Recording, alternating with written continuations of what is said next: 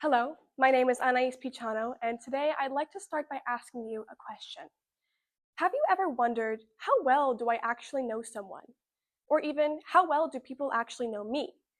There's no doubt that social connection is a really important aspect of humanity, and it's also a two-way connection, making it extremely nuanced. So, what's really stopping us from connecting? And what's happening in our brain when we make an impression of someone? An important thing to note about social connections is that it has a lot to do with how we value ourselves and others, and our own motivations, ideals, and standards. Furthermore, when we interact with people for the first time, our brain makes certain connections. Not everyone will perceive us the same way. We don't make the same first impression to everyone.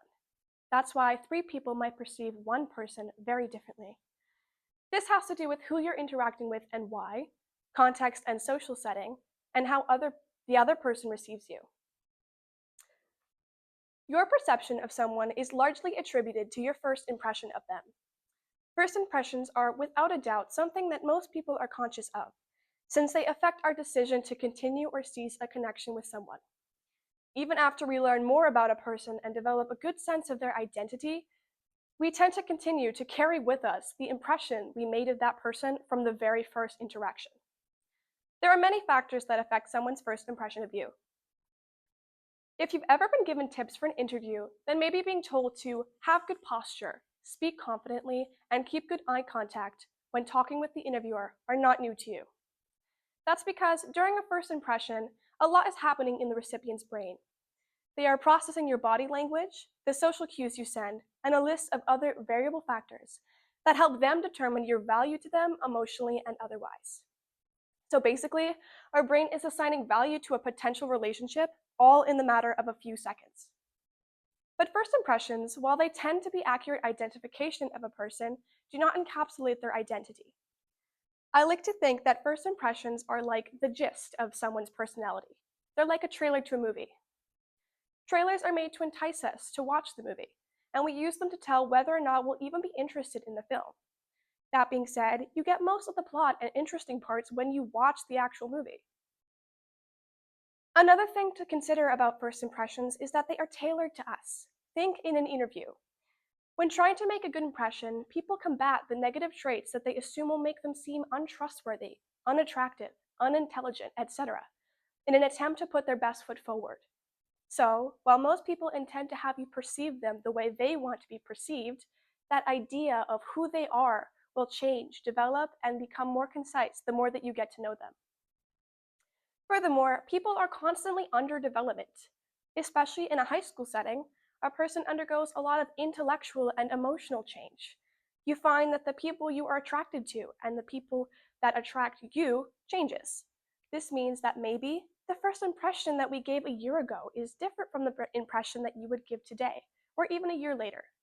You're not the same person today as you were a year ago, or even a week ago.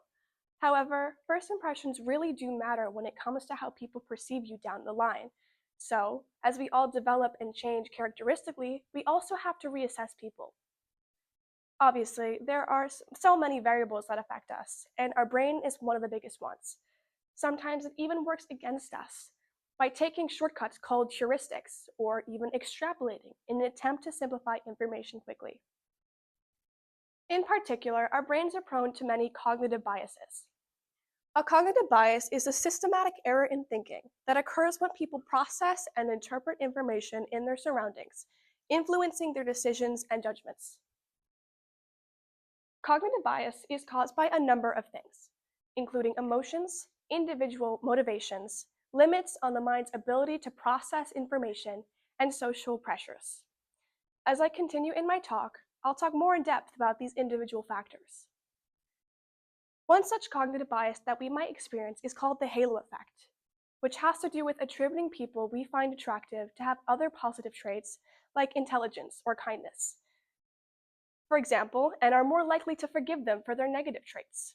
This also goes vice versa. When we already like a person, we're more likely to find them attractive. Another cognitive bias is actor-observer bias, which is when we blame our own mistakes and behaviors on external factors, but blame other people's mistakes and behaviors as internal. Then there's anchoring bias, which is relying too heavily on the first piece of information you learn. Confirmation bias is favoring information that aligns with what you believe and ignoring what doesn't, and many, many more types of bias. When it comes to how our brains work upon meeting someone, if deciding whether or not we want to continue to connect with someone is step one, then feeling as if they want to connect with us back is step two. Social acceptance and rejection have to do with how our brain values our connection with another person. When we feel accepted or valued, we want to strengthen our bond with someone. However, we also seek out relationships that not only value us back, but lead to positive outcomes.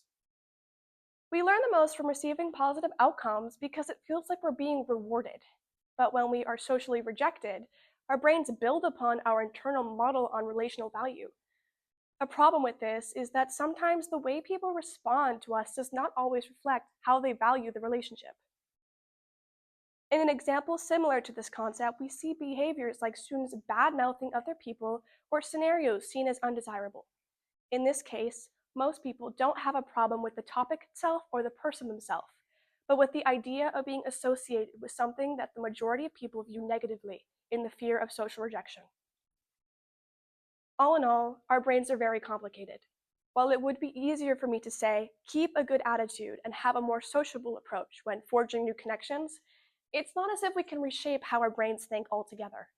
But hopefully, by exploring why we think a certain way when interacting with people, we might consider others differently. Maybe we can discover that some of the people in our lives are actually more interesting than we initially thought, and even reintroduce ourselves to the people we already know. Second impressions are a real thing too. Ultimately, we decide the extent of our relationships with others. And finally, if this was your first or even second impression of me, I hope you perceive me well. Thank you.